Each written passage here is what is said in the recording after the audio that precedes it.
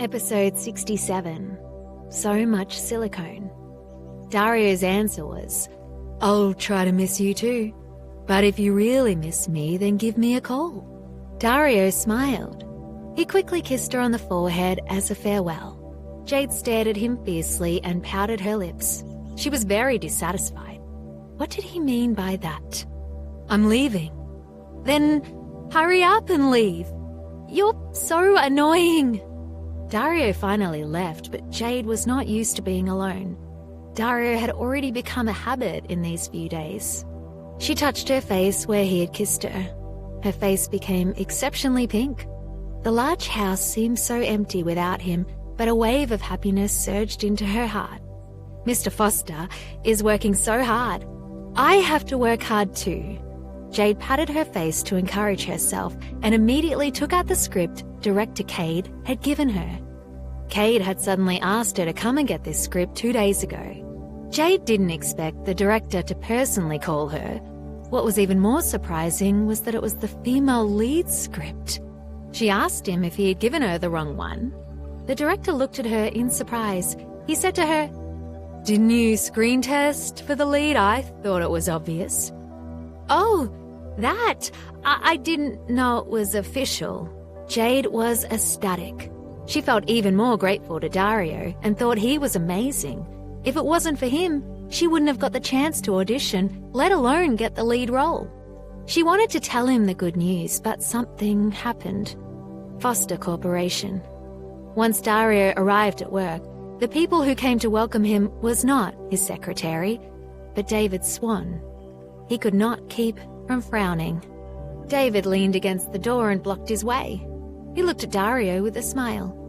"Dario Foster, CEO, I have good news for you. Do you want to know what it is?" Dario glanced at him and said coldly, "I don't want to know. Get out of my way now. If you don't, I'll call security." Nothing good came of seeing David, except for meeting Jade at the bar last time. "Don't, Mr. Foster. We grew up together. How can you treat me like this?" Dario's face twitched. He took out his phone. "Don't, Mr. Foster. I didn't mean anything by it. Come in. There's a surprise behind the door." Dario's face was gloomy. He had a bad feeling. Sure enough, as soon as he entered, he heard 2 coquettish voices. "Dee, you're finally here. I've been waiting for you for a long time." "Wow, Dee, you're still as handsome as ever." No. You are getting even more handsome. I love you so much." Dario was stunned for a moment. Then he cast a sharp gaze at the woman who called him Dee. He looked at the beautiful woman on the sofa. He couldn't help but feel a headache. Sure enough, nothing good came from a meeting with David. The woman was wearing tight clothes and a blue wrap dress, which accentuated her devilish figure. She pouted her red lips in dissatisfaction. She walked up to him and said to him in an extremely coquettish tone, "Oh, Dee, you are so bad. Can't I call you that? Monica always calls you that." "She is older than me?" Dario coldly spat out these 4 words.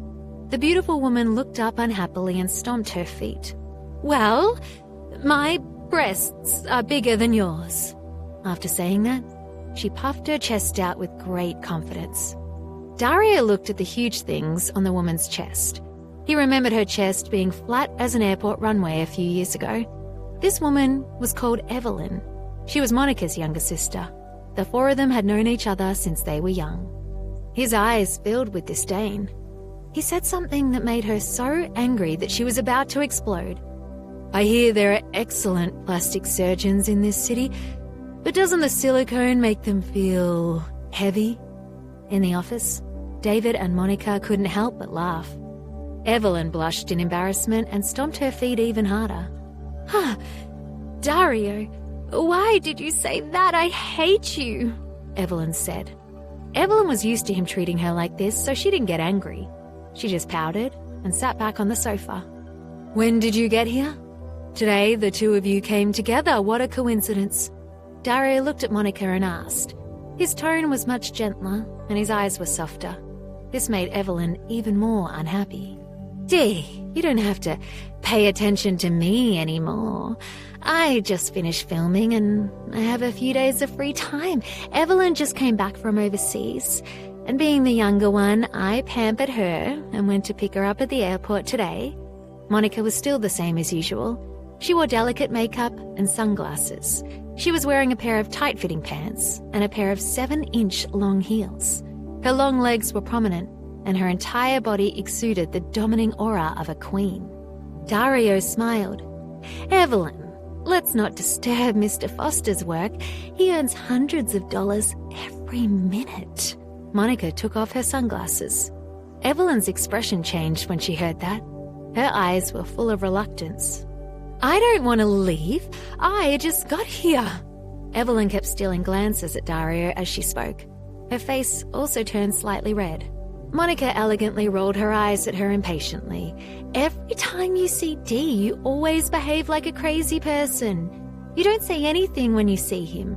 When you can't see him, you want to die. Now, you have a chance to talk to him, but you are just fooling around with words. Hurry up.